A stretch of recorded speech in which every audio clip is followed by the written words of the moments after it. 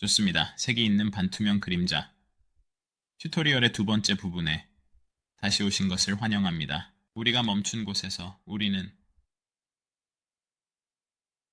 장면의 물체의 기본 투영만을 가지고 있으며 색이 있는 그림자의 환상을 주지만 상황이 그리 올바르게 보이지 않습니다. 그리고 우리는 여기에서 추가 하나를 끌어내고 경로 추적으로 이동합니다. 우리는 참조를 다시 가져올 수 있습니다. 그리고 우리의 그림자가 조금 너무 밝다는 것을 알 수 있습니다. 그래서 우리가 할 수 있는 몇 가지가 있습니다. 먼저 마스크된 그림자를 다시 가져올 수 있습니다. 이렇게 하면 간단한 부가 설명으로 아마도 이렇게 보이는 아티팩트를 얻게 될 것입니다. 이것은 기본적으로 장면 캡처가 그림자를 렌더링하면서 생긴 그림자 여드름입니다. 하지만 우리는 장면 캡처가 그림자를 렌더링할 필요가 없으므로 그것을 조금 더 없애고 상황을 정리할 것입니다. 그리고 이미 우리는 여기에서 참조와 훨씬 더 가까워 보이지만 아직 완전히 도달하지는 않았습니다.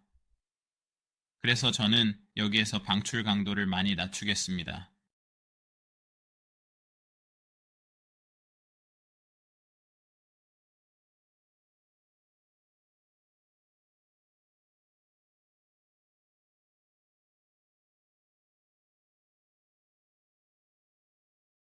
좋습니다.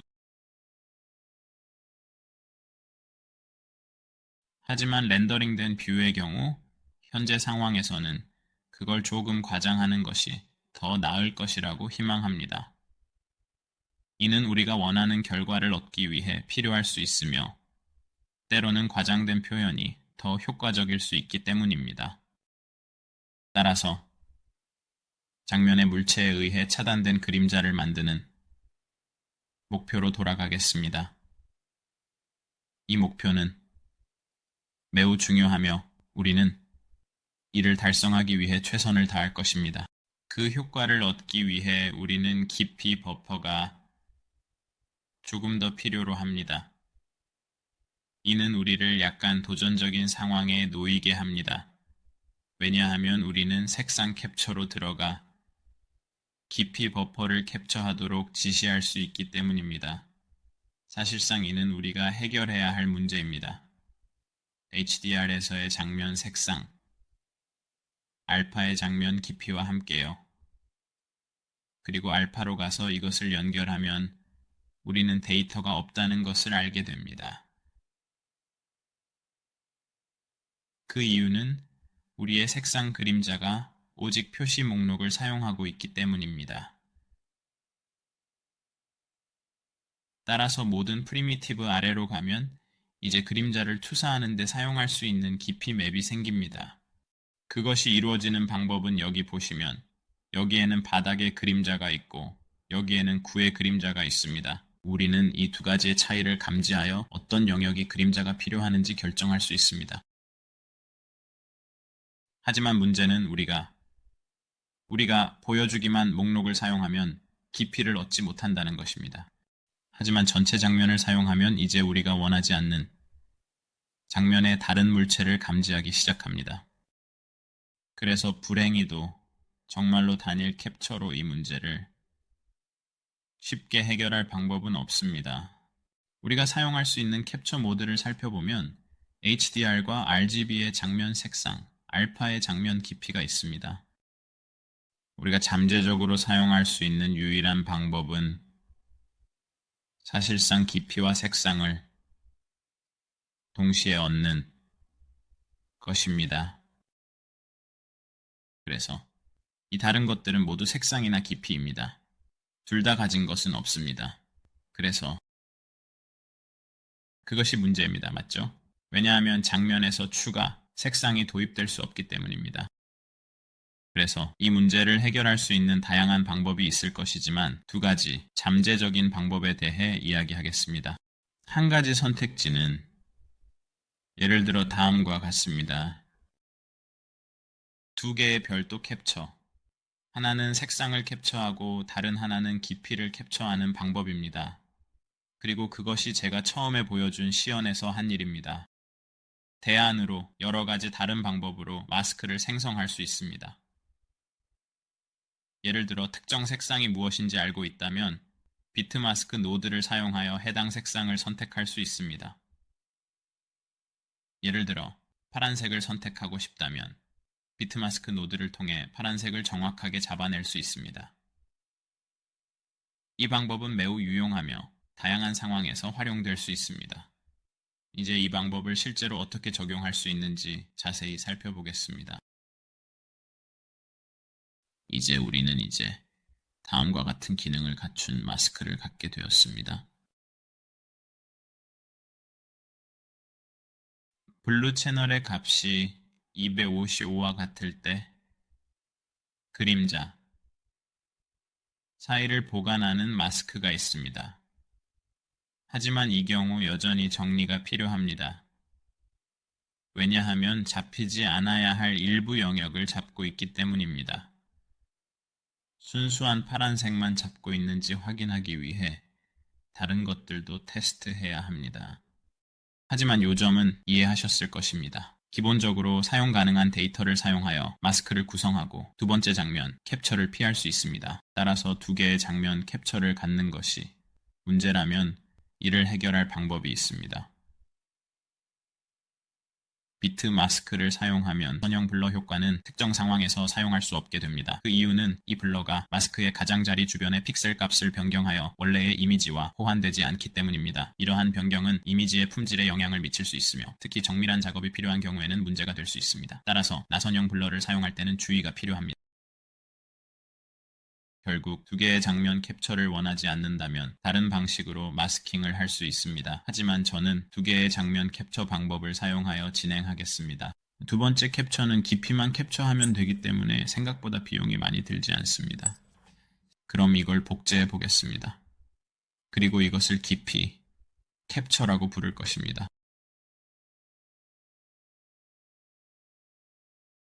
우리는 이것을 색상 캡처 아래의 부모로 설정할 것입니다.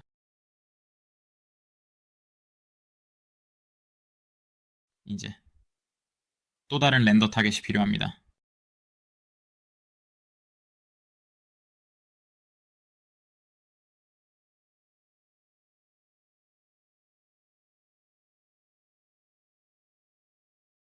그 쓰레기는 이제부터는 이것을 정확하게 RTS Shadow Depth라고 부를 것입니다.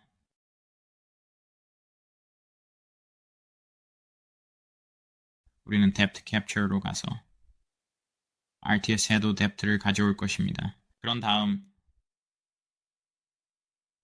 Depth Capture에서 장치 깊이 또는 장면 깊이로 내려가서 색상 캡처해서 그냥 그걸 가져올 것입니다. 이 과정은 매우 중요합니다.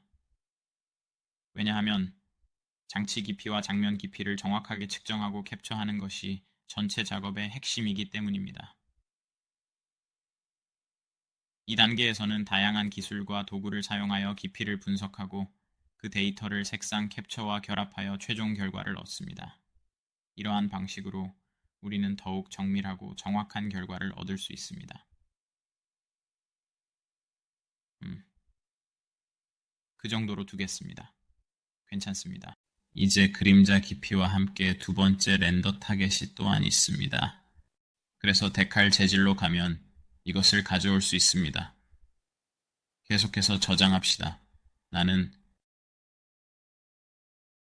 여기 두 개의 별도 맵이 있을 때 이를 조금 더 쉽게 만들기 위해 우리는 이 해상도를 많이 낮출 수 있습니다. 이 방법으로 우리는 작업을 더 효율적으로 수행할 수 있습니다. 우리의 색상 그림자에 대해 말하자면 색상 부분에 대해서는 해상도가 그리 필요하지 않다는 것을 알게 될 것입니다. 특히 제가 언급한 나선형 블러를 사용하는 경우에는 더욱 그렇습니다. 그러니 이걸 다시 일반 목록으로 설정해 보겠습니다. 좋습니다. 이제 그림자가 꽤 괜찮아 보이지만 깊이도 있습니다. 그림자의 명암과 대비가 잘 어우러져서 전체적인 분위기가 더욱 풍부해졌습니다. 이로 인해 시각적으로 더욱 매력적이고 인상적인 효과를 줍니다. 우리는 라크로 가서 헤드로 돌아가고 기본 색상으로 잠시 갑니다. 그리고 현재 깊이가 정확히 잘못되었습니다.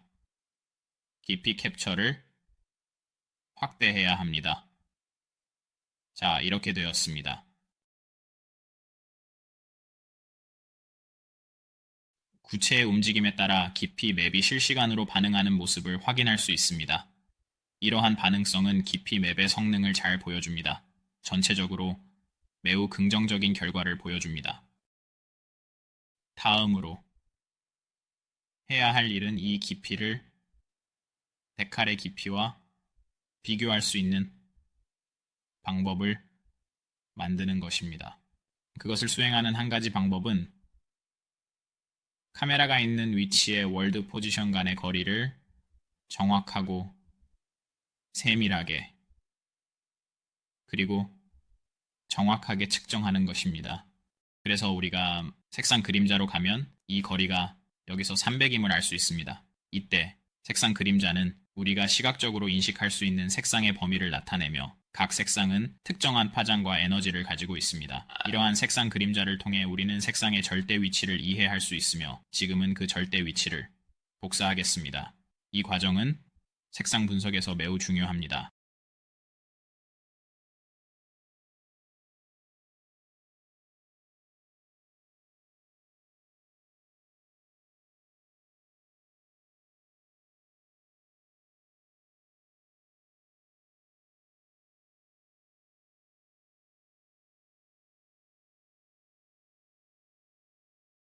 이것은 세 개의 특정 픽셀과 세 개의 이 공간 사이의 거리를 제공할 것입니다. 이 과정은 픽셀과 공간 간의 정확한 거리 측정을 가능하게 합니다. 이제 한 가지를 확실히 알아차리게 될 것입니다. 그것은 우리가 당신 대신 장면 캡처 구성 요소의 위치와 비교하고 있기 때문입니다. 알다시피 화면 투영이 존재하는 픽셀 대신에 그런 것 같습니다. 설명하기는 좀 어렵지만 이것이 약간의 곡선을 가지고 있다는 것을 알 수 있습니다. 그래서 그 문제를 해결하는 방법은 예를 들어 더 적절한 거리에서 거리를 테스트하는 것입니다. 멀어질수록 이 선들이 조금 더 직선이 될 것입니다. 하지만 꼭 아주 큰 문제는 아닙니다. 깊이 테스트를 시작할 때 약간의 문제가 될 것입니다. 그 이유는 곧 보게 될 것입니다. 하지만 이제는 이 두 값을 비교할 수 있게 되었습니다.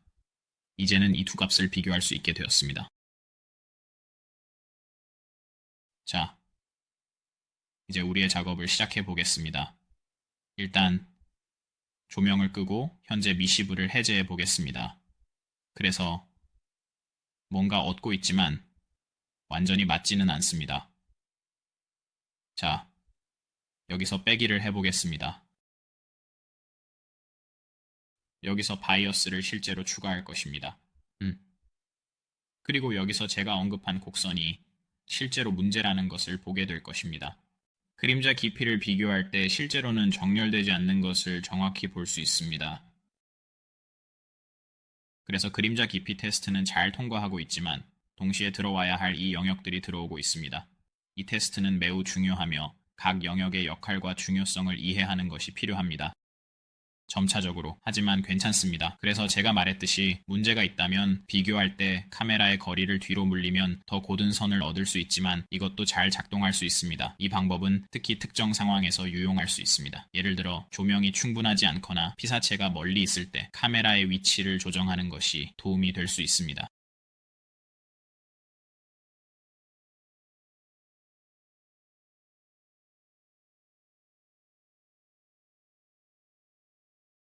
이제 그림자 마스크가 생겼고 제가 굴을 움직일 때 괜찮아 보입니다.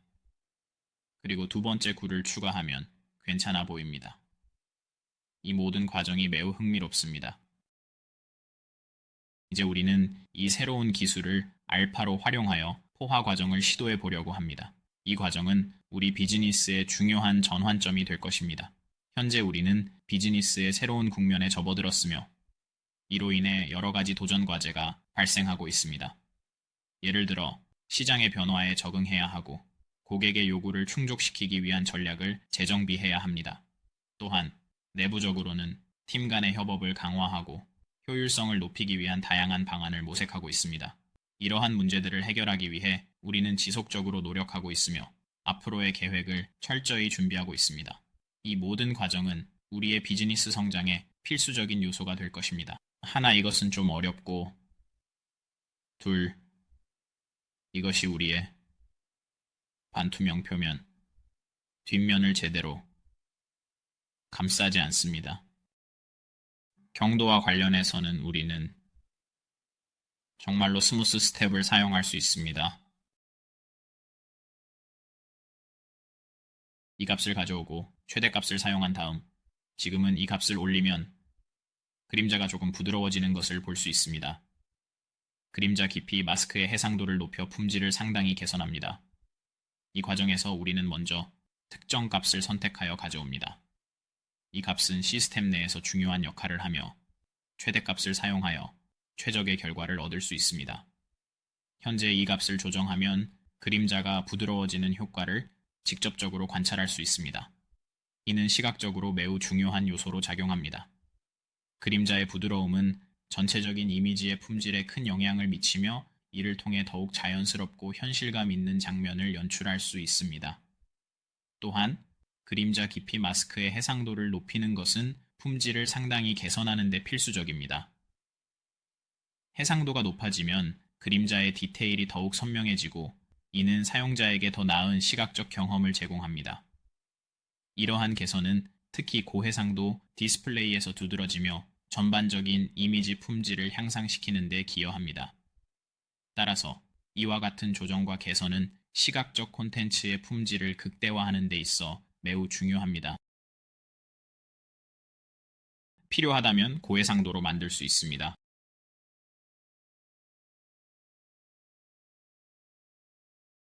Y, Z, 그리고 실제로 사용하지 않을 캡처 구성 요소의 기능은 비활성화하는 것을 잊지 마세요. 그것이 얼마나 자동화되어 있는지는 잘 모르겠지만 어쨌든 우리는 훨씬 더 나은 상황에 있습니다. 맞죠? 추가적인 설명을 통해 상황을 더욱 명확히 설명하기 위해 우리가 처한 상황을 고려할 때 우리는 형태를 잡을 수 있고 자동으로 여기에 포함할 수 있습니다. 이 그림자는 그 그림자 바이어스에서 나온 것이고 너무 많이 줄이면 전체 프로젝션이 사라지기 시작하므로 부드럽고 충분히 부드러운 전환을 얻기 위해 바이어스를 적절히 조정해야 합니다. 이 과정에서 우리는 다양한 요소를 고려해야 하며 각 요소가 전체적인 결과에 미치는 영향을 신중하게 평가해야 합니다. 또한 바이어스를 조정할 때는 각 단계에서의 미세한 변화가 최종 결과에 어떻게 반영되는지를 면밀히 관찰해야 합니다.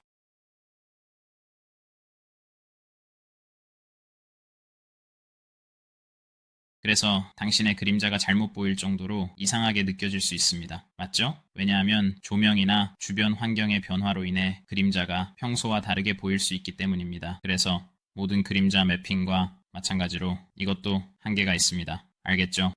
지금 우리는 여전히 약간의 랩핑이 발생하고 있습니다. 그래서 우리는 상황을 부드럽게 했지만 꼭 그것이 우리의 주위를 감싸기를 원하지는 않습니다. 우리의 메쉬가 뒷면으로 감싸지는 것입니다. 좋아요. 그것은 조금 더 이상하게 보입니다.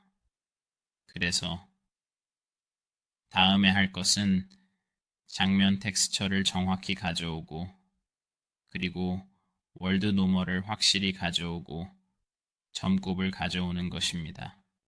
우리는 객체 방향이나 데칼이 필요합니다. 왜냐하면 그것들은 같은 것이기 때문입니다. 태양 벡터가 무엇인지 정말 중요하지 않습니다. 태양 벡터는 태양의 위치를 나타내는 방향 벡터로 일반적으로 태양의 고도와 방위를 포함합니다. 그래서 이것을 가져오면 이제 우리는 다시 부드럽게 단계화할 수 있는 마스크를 얻었다는 것을 볼 수 있습니다. 이 마스크는 이미지 처리에서 특정 영역을 강조하거나 숨기는 데 사용됩니다. 이를 점 최소값과 점 최대값으로 호출합니다.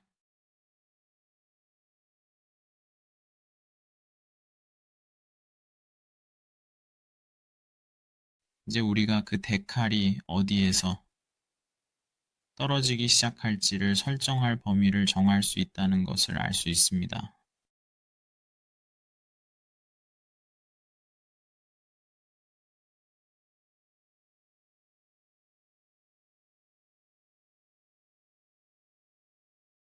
여기 괜찮습니다.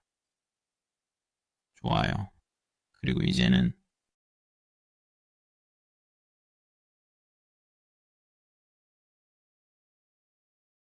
정말로 0.5로 가는 것이 좋을 것 같습니다.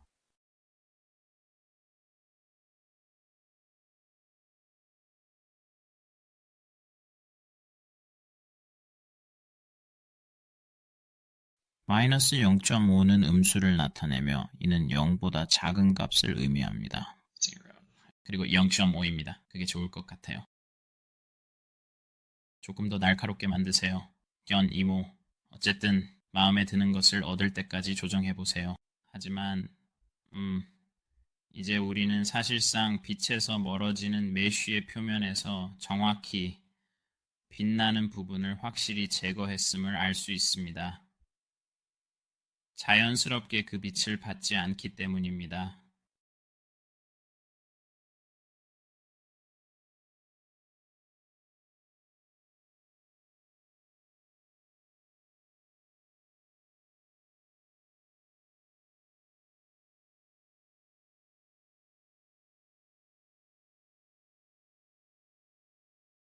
좋습니다.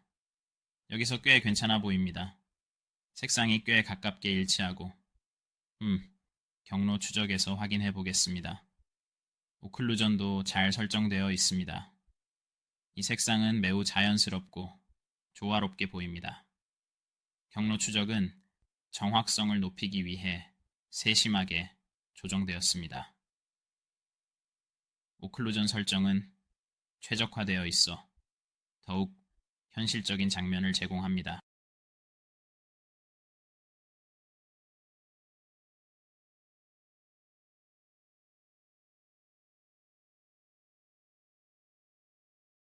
저걸 보세요.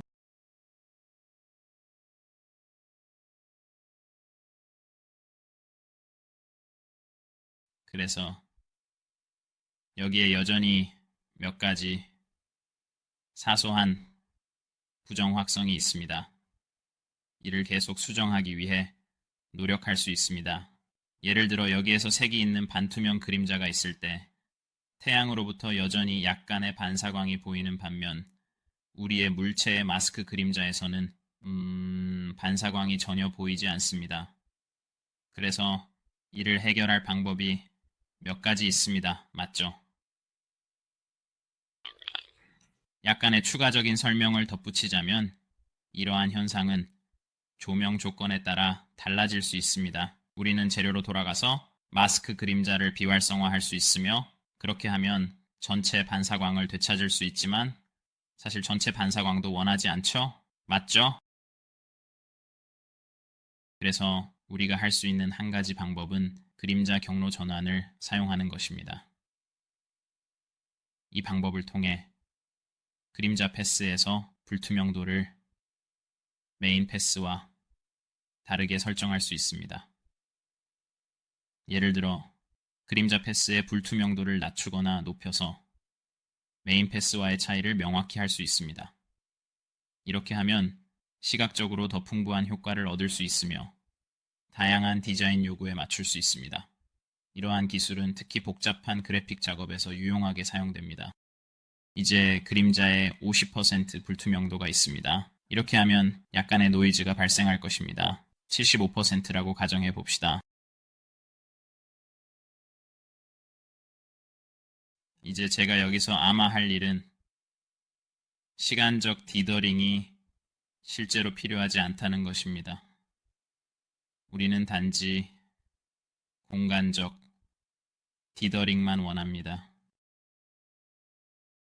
그래서 우리가 할 수 있는 것은 이 문제를 해결하기 위해 여러 가지 단계를 거치는 것입니다.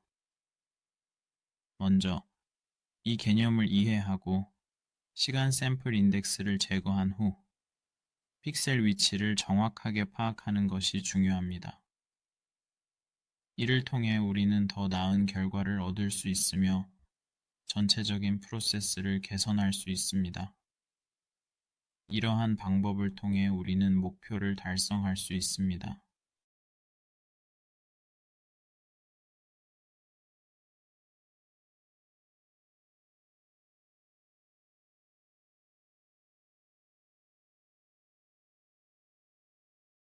그럼 지금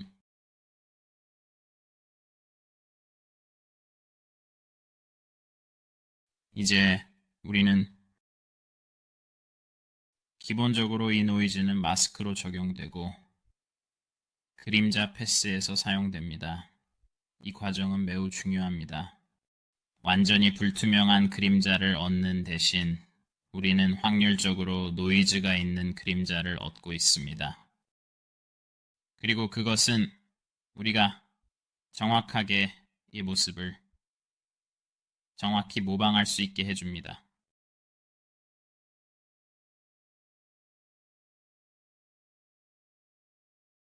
여기에서 부분적으로 반투명한 그림자를 만들어내며 여전히 약간의 일정량의 반사광을 얻습니다.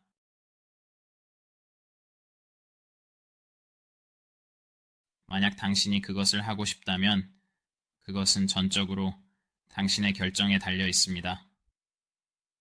디더를 통해 어떻게 되는지 확인해 보세요. 이 과정은 당신이 원하는 결과를 얻기 위해 필요한 모든 단계를 이해하고 그에 따라 행동할 수 있도록 도와줄 것입니다. 따라서 주어진 지침을 주의 깊게 따르고 각 단계를 신중하게 수행하는 것이 중요합니다. 여전히 기술적으로, 물리적으로 정확하지는 않지만 반사광이 그리 많지 않아서 제게는 꽤 좋아 보입니다. 이 제품은 특히 실내 조명 아래에서 더욱 그 진가를 발휘하며 다양한 각도에서 관찰할 때도 그 매력을 잃지 않습니다. 그러나 대안으로 완전히 불투명하게 만들고 그림자에서 반사율을 포기할 수도 있습니다. 사실상 또는 다른 방법으로 그렇다면 여기서 우리는 무엇을 더 할 수 있을까요? 우리는 깊이 마스크가 있으므로 부드러운 그림자를 흉내낼 수 있습니다. 다시 말해 경로 추적을 통해 얻어진 결과를 자세히 분석해보면 아래쪽 그림자의 가장자리가 상당히 뚜렷하다는 것을 명확히 확인할 수 있습니다.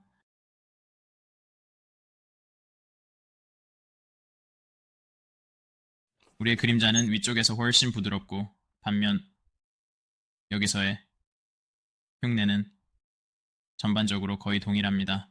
그래서 우리의 데칼에서 깊이 버퍼를 가져오고 이 깊이 데이터를 사용하여 나선형 블러에서 얼마나 많은 블러 샘플을 가져야 하는지 정확하게 알려줄 수 있습니다. 추가적으로 이러한 과정을 통해 설명이 더욱 명확해집니다. 이 과정은 우리의 작업 흐름을 최적화하고 결과적으로 더 나은 품질의 이미지를 제공합니다. 먼저 깊이를 가져와서 1000으로 나누는 이유는 단위를 조정하여 계산을 용이하게 하기 위함입니다. 이렇게 나눈 값을 lerp 함수에 사용하여 거리로 변환합니다. lerp는 두 값 사이를 선형적으로 보관하는 함수로 이를 통해 원하는 거리값을 얻을 수 있습니다. 그런 다음 더 높은 값을 사용하여 결과를 개선하거나 더 정확한 값을 얻을 수 있는지 확인합니다. 예를 들어 이 방법을 통해 특정 상황에서의 거리 측정이 어떻게 달라질 수 있는지를 살펴볼 수 있습니다. 이러한 과정은 다양한 시나리오에서 유용하게 활용될 수 있습니다. 기본적으로 사실상 우리가 찾고 있는 것은 그레디언트입니다. 사실상 우리가 찾고 있는 것은 아마도 우리는 사실 조금 더 부드럽게 다시 부드러운 단계를 가져오겠습니다.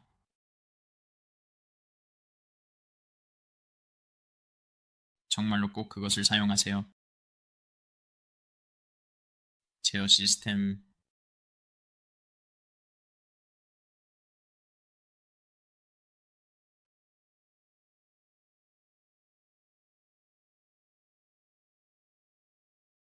Calma.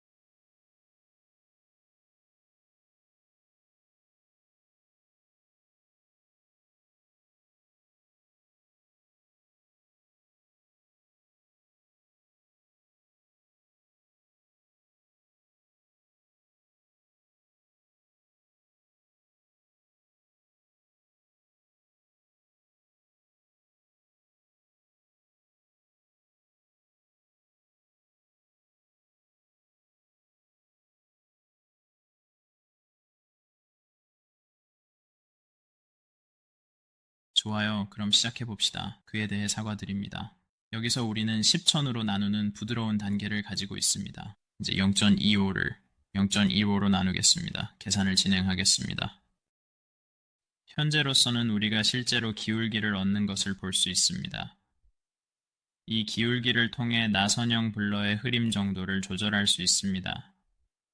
위쪽에서 많은 흐림을 추가하여 아래쪽은 조금 더 선명하게 유지할 수 있습니다. 물론 너무 선명하게 유지하면 여기서 톱니 모양의 가장자리가 다시 나타납니다. 이 과정에서 우리는 다양한 흐림 효과를 실험할 수 있으며 각 단계에서 결과를 관찰하고 조정할 수 있습니다. 이러한 조정은 이미지의 품질을 최적화하는 데 중요한 역할을 합니다. 그래서 우리는 아래쪽에서 0.02로 가장자리를 없앨 수 있을 만큼 충분히 선명하지만 톱니 모양이 다시 나타나지 않을 정도로 선명한 균형을 찾고자 합니다. 이를 위해 우리는 다양한 방법을 시도하고 있으며 각 방법의 장단점을 면밀히 분석하고 있습니다. 이러한 과정에서 우리는 최적의 결과를 얻기 위해 지속적으로 조정하고 있으며 모든 가능성을 고려하여 최상의 해결책을 찾고자 노력하고 있습니다. 이러한 접근 방식은 우리가 원하는 결과를 얻는 데 필수적입니다. 그리고 우리가 너무 흐리게 만들면 물론 실제 그림자의 경계를 벗어나기 시작하므로 그 점에 대해서도 주의해야 합니다. 그림자의 경계는 매우 중요하며 이를 무시하면 전체적인 그림의 균형이 깨질 수 있습니다. 그것을 해결하는 유일한 방법은 그림자 깊이로 가서 그림자 깊이를 조정하는 것입니다. 여기서 우리는 이것을 약간의 해결책으로 만들고 계속 조정할 수 있습니다. 그리고 우리는 조금 더 조정할 수 있습니다.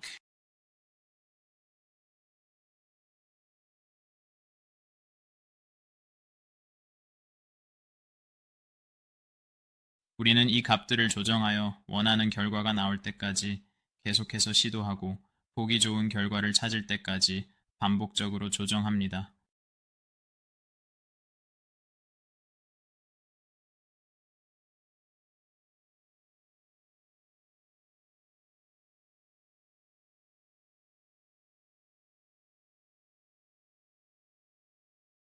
좋습니다. 이제 색유리로 가보면 이전처럼 여기서 진행해 봅시다. 색유리는 다양한 색상과 패턴을 가지고 있어 공간에 독특한 분위기를 더해줍니다. 이제 저는 그리드 텍스처를 가져오는 과정을 시작할 것입니다. 이 작업은 제 예제에서 보셨듯이 두 번째 색상을 추가하는 것과 결합됩니다. 이 두 번째 색상은 디자인의 깊이와 복잡성을 더해주며 전체적인 시각적 효과를 향상시킵니다. 이러한 방식으로 우리는 더욱 풍부하고 매력적인 결과를 얻을 수 있습니다. 자, 그걸 한번 더 자세히 보죠. 사용자 정의 회전기를 가져옵시다.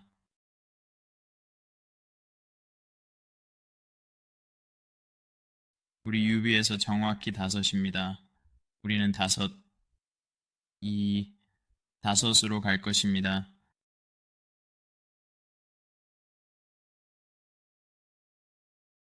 실례합니다. 정말 잠시만 더 기다려 주시고 2.5로 해주세요. 2.5를 부탁드립니다. 좋습니다. 이제 우리는 여기에서 볼 수 있습니다. 그림자 깊이로 돌아갑니다. 이것은 우리가 흐림을 할 때 좀 더 명확하게 만들 수 있습니다.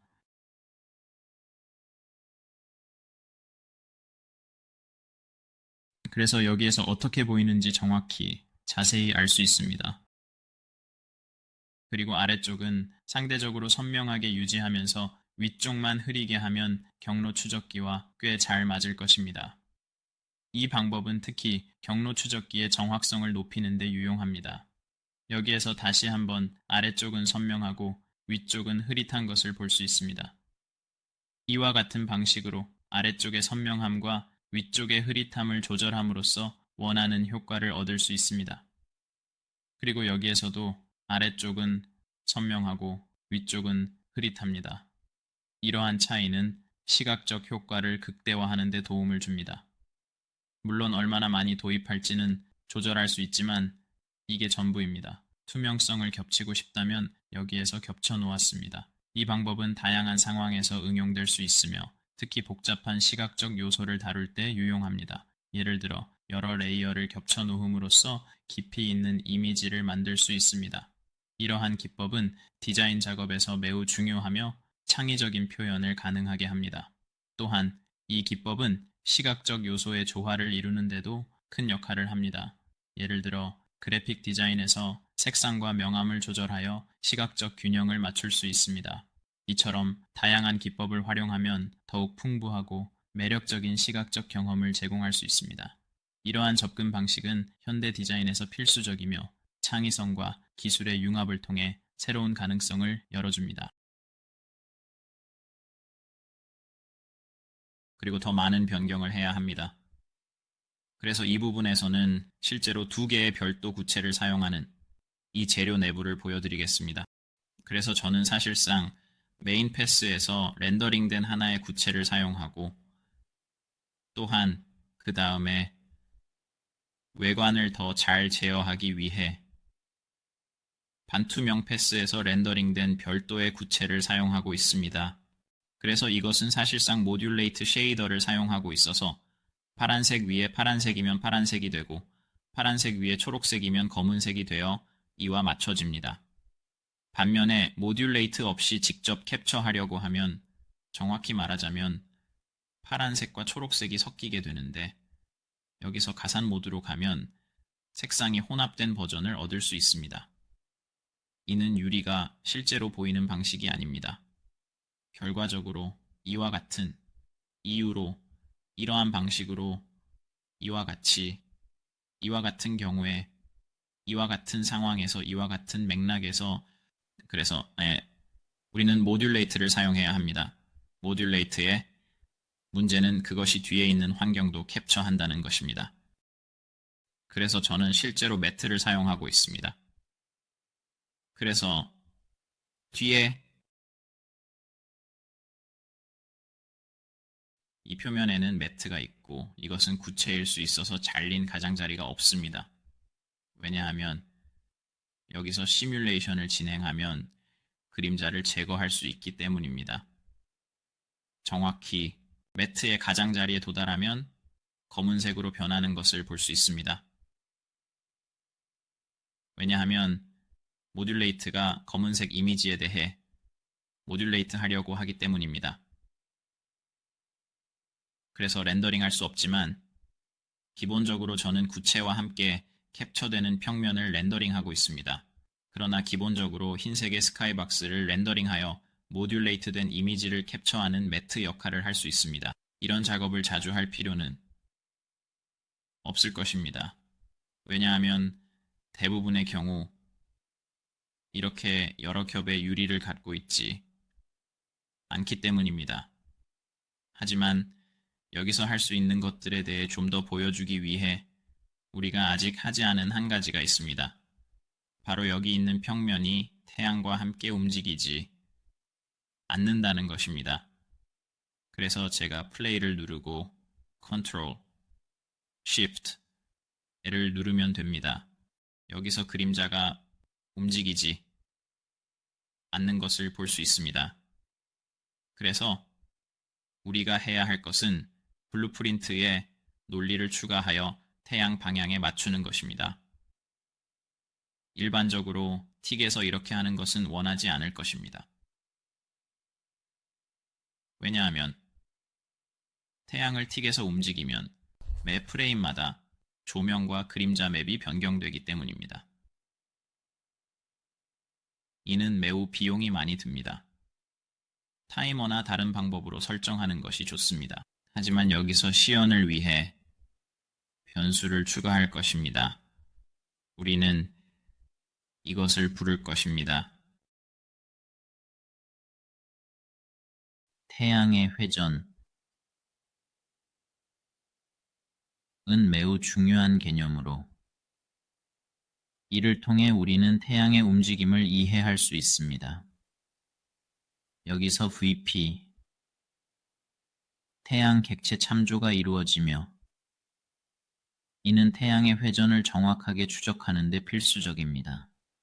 태양의 회전을 가져오는 과정은 복잡하지만 이를 통해 액터의 회전을 가져와서 정확하게 설정할 수 있습니다. 이 과정은 틱에서 주기적으로 수행되며 만약 시프트 게임 모드에 있다면 이러한 작업을 피해야 합니다. 그렇지 않으면 시스템에 문제가 발생할 수 있습니다. 어쨌든 현재 상황에서 뭔가가 잘못되어 시스템이 정상적으로 작동하지 않고 있습니다.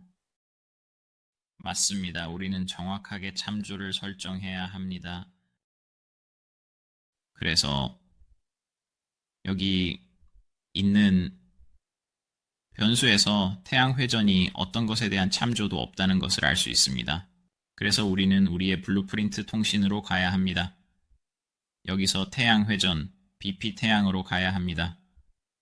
자, 이제 갑니다. 이제 어떤 태양과 어떤 블루프린트와 통신할지 알게 되었습니다.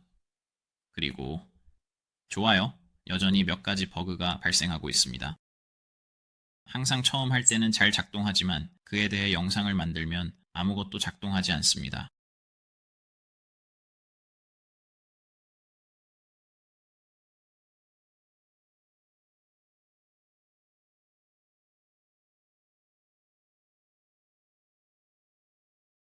여기서 무슨 일이 일어나고 있는지 자세히 살펴보겠습니다. 이 친구들 중 일부는 다양한 활동에 참여하고 있으며 그들의 행동과 상호작용을 통해 우리는 그들의 성격과 관계를 이해할 수 있습니다. 이러한 관찰은 매우 흥미롭고 유익합니다.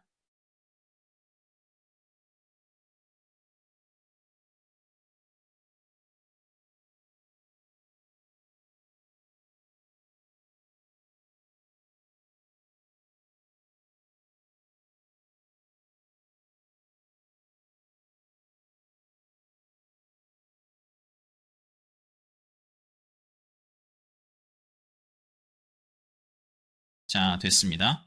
정말 죄송합니다.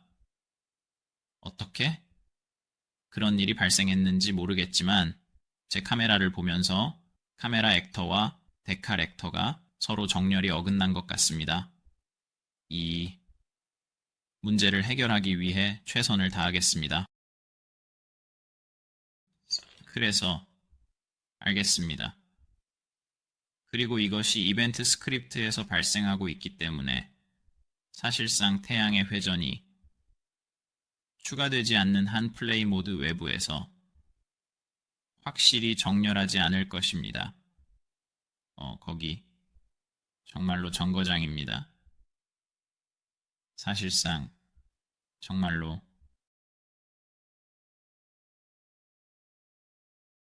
좋습니다. 그래서 제가 언급하는 것을 잊었던 한 가지가 있습니다. 빠른 재녹음을 위해 잠깐 돌아왔습니다. 이전의 위치를 비교하기 위해 벡터 3을 넣는 것을 보여주었는데 그렇게 할 수 없습니다. 왜냐하면 제가 카메라 위치를 사용하고 있기 때문입니다. 그래서 픽셀과 카메라 사이의 거리를 비교하고 있지만 카메라는 태양과 함께 움직일 것입니다. 우리는 그 데이터를 데칼에 전달할 방법이 필요합니다. 한 가지 방법은 데칼 색상 노드를 사용하는 것입니다. 그래서 우리의 블루프린트에서 액터의 회전을 업데이트할 때마다 데칼 색상도 설정할 것입니다. 그래서 저는 색상 캡처를 하고 있습니다. 이것은 카메라 장면 캡처 컴포넌트입니다. 저는 그것의 월드 위치를 가져오고 그것을 목표 데칼 프로젝션에 데칼 색상으로 전달하고 있습니다. 그것이 하는 일은 블루프린트에서 카메라를 변경할 수 있는 능력을 제공하여 이렇게 회전할 때도 여전히 정확한 그림자를 유지할 수 있게 합니다. 반면에 우리가 원래 있던 길로 말하자면 조금 더 어쩌면 돌아간다면 그림자는 사실상 원래 카메라 회전과 꽤 가까이 있을 때는 실제로 정확하게 보이지만 180도 뒤집으면 데칼에 대한 잘못된 깊이 맵 때문에 그림자가 사라집니다. 그래서 내 데칼을 통과할 수 있는 경로가 있는지 정확하고 확실히 확인하세요. 카메라 위치를 데칼로 바꿔서 죄송하지만 여기 있습니다. 우리가 가지고 있는 것을 볼 수 있습니다.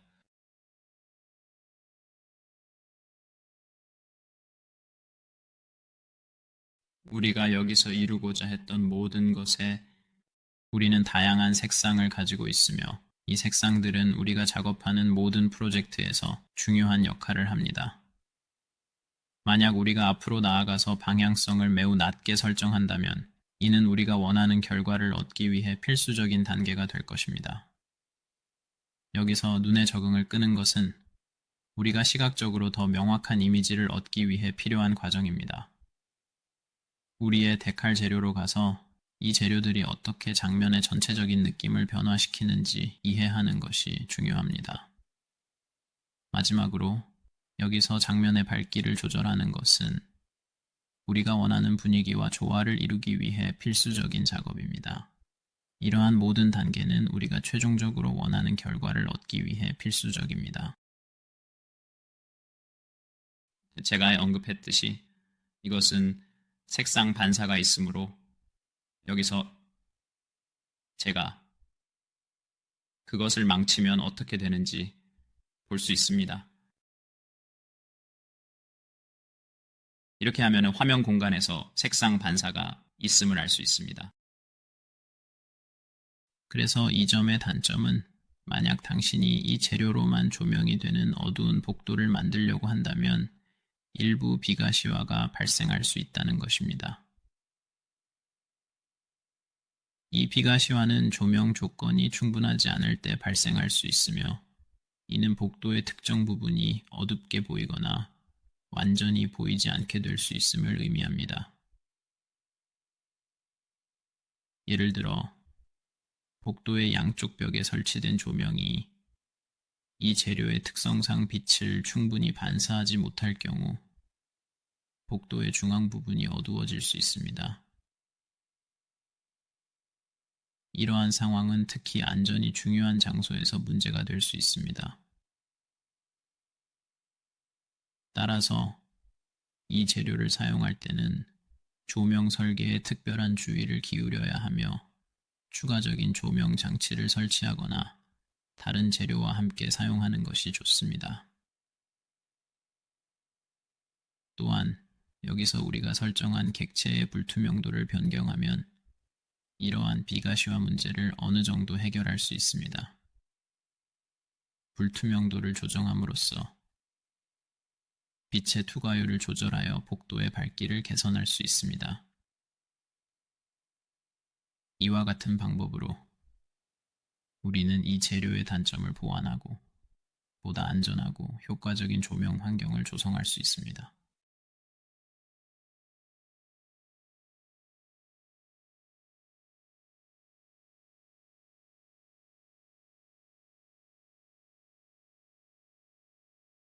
그리고 당신이 유리의 불투명도를 조금 더 낮추고 싶다면 여기서 보듯이 이미지의 불투명도가 조금 더 줄어들 것입니다. 반면에 제가 이것을 조금 더 높이면 렌더링 할 때, 하지만 유리가 불투명하지 않기를 원한다면 어떻게 해야 할까요? 알겠습니다. 그래서 이 문제를 해결하는 방법은 여러 단계로 나눌 수 있습니다.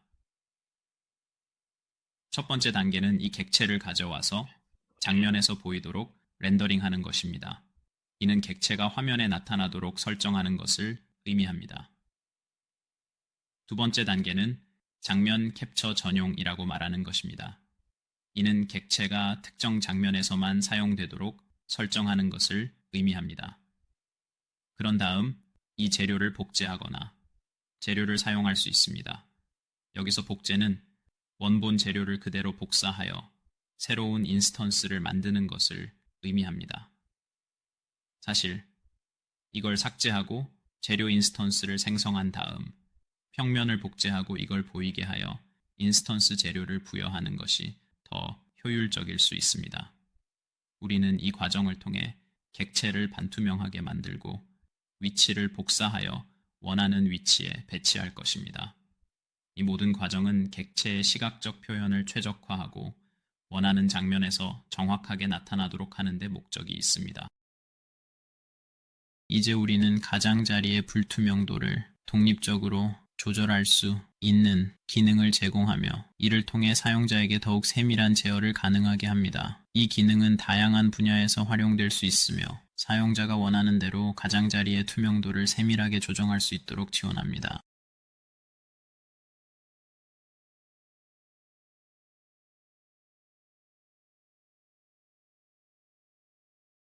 이제 한 가지 문제는 깊이를 출력하면 장면 캡처에서 보이게 되어 그림자를 가리게 된다는 것입니다. 그래서 흐림을 멈추고 싶다면 깊이 캡처로 가서 숨겨진 액터를 선택하고 그것을 숨겨야 합니다. 설명을 추가하여 과정을 명확히 설명합니다.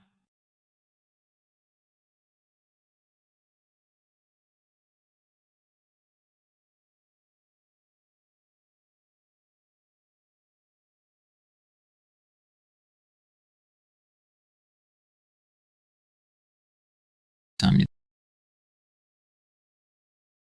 그리고 세 번째로, 재료 인스턴스가 여기서 작동하지 않을 수 있습니다.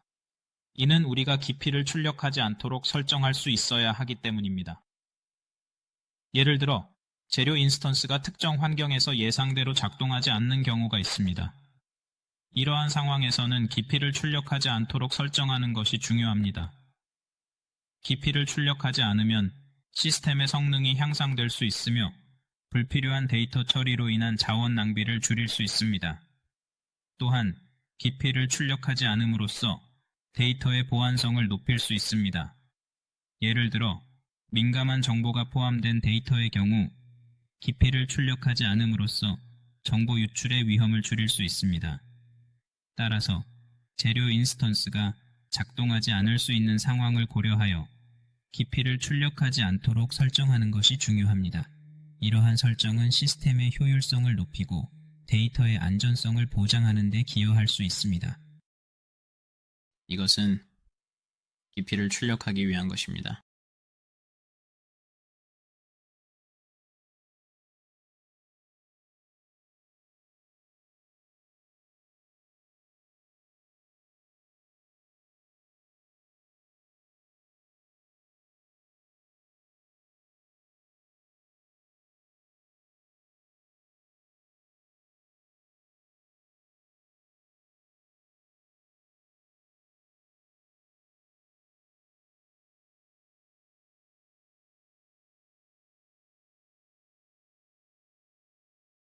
이것은 그림자를 들이우지 않아야 합니다.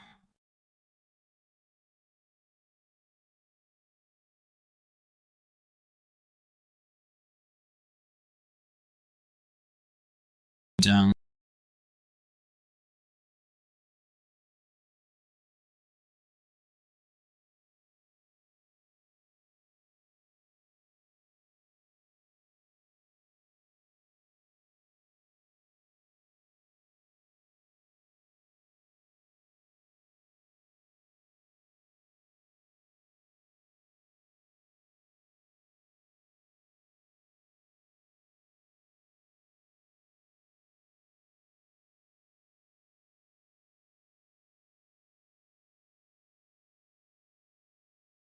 자, 됐다.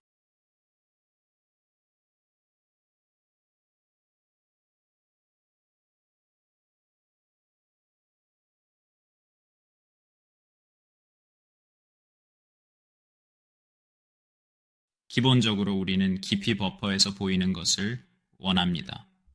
신뢰합니다. 우리는 그것이 깊이 버퍼에서 보이지 않기를 조금 원합니다. 렌더링 되고 있지만 여전히 깊이를 렌더링하기를 원합니다. 여기로 가서 깊이와 속도를 출력하지 않으면 깊이와 속도를 출력하는 것을 보게 될 것입니다. 그것은 좋아 보이지만 깊이 버퍼에 캡처되지 않도록 해야 합니다. 그렇지 않으면 자신의 그림자를 차단할 것입니다. 자, 아마도 이 비디오 전체에서 여러 번 말했을 것 같은데 제가 보여주고자 하는 모든 것이라고 생각합니다. 다시 한번 시청해 주셔서 감사합니다. 좋은 하루 되세요.